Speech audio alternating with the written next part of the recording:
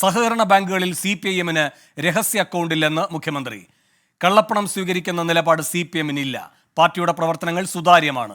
കരുവന്നൂരിലെ ED അന്വേഷണം ബോധപൂർവം നടത്തുന്നത് എന്നും മുഖ്യമന്ത്രി. എറണാകുളത്ത് മുഖ്യമന്ത്രി മാധ്യമങ്ങളെ കാണുകയാണ്. തത്സമയ സംപ്രേഷണത്തിലേക്ക്.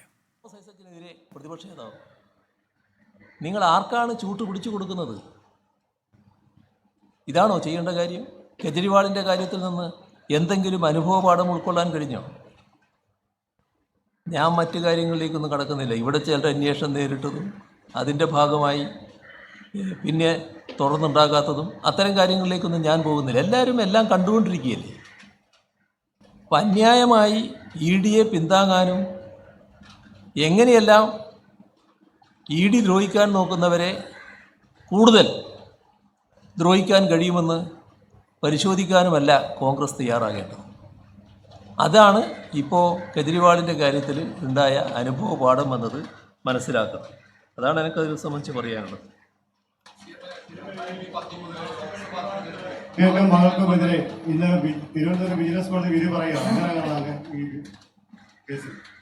ഏത് മാസപ്പടി വിവാദത്തിൽ അങ്ങേക്കും മകൾക്കുമെതിരെ ഇന്ന് തിരുവനന്തപുരം വിജിലൻസ് കോടതി ഇന്ന് വിധി പ്രസ്താവിക്കുക. വിധി വരട്ടെ, നിങ്ങൾ നോക്ക്, നിങ്ങൾ കാത്തു വെക്ക്.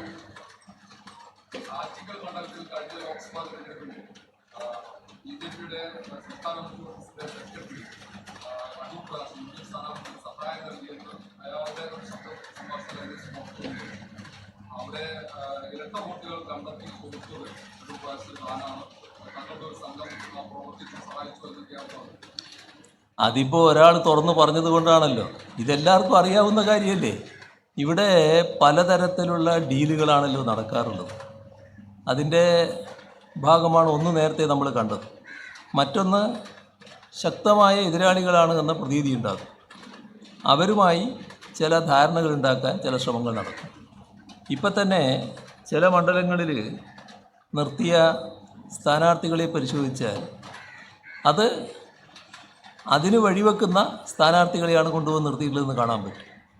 പ്രാദേശികമായി വലിയ തോതിലുള്ള നീക്കുപോക്കുകളാണ് ഉണ്ടാക്കാറുള്ളത്. അതെല്ലാ കാലത്തും കോൺഗ്രസും UDF-ഉം ചെയ്യുന്നതാണ്.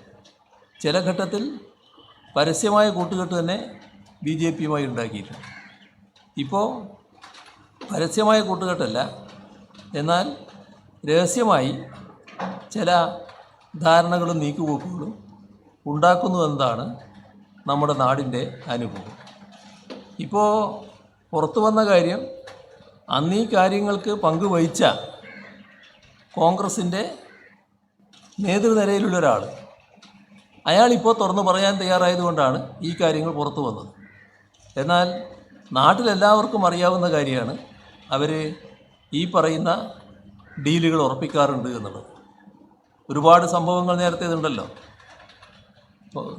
പരസ്പരം ആലോചിച്ച് തെരഞ്ഞെടുപ്പ് ധാരണയുണ്ടാക്കിയ തെരഞ്ഞെടുപ്പുകൾ കേരളത്തിലുണ്ടായിട്ടുണ്ടല്ലോ. അതിനവർക്കൊരു മടിയില്ല. ഇപ്പോൾ പ്രാദേശികമായി നടക്കുന്ന തെരഞ്ഞെടുപ്പുകളിലും BJP-യെ കൂടെ നിർത്താൻ മടിയില്ല, BJP-യെ സഹായിക്കാൻ മടിയില്ല, BJP-യുടെ സഹായം സ്വീകരിക്കാൻ മടിയില്ല.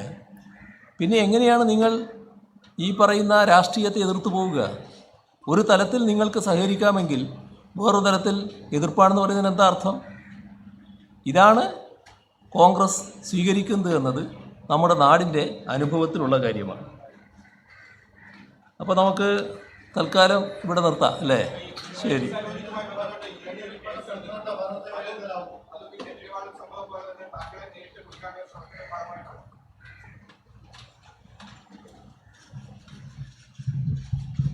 മുഖ്യമന്ത്രി പിണറായി വിജയൻ എറണാകുളത്ത് മാധ്യമങ്ങളെ കാണുകയായിരുന്നു.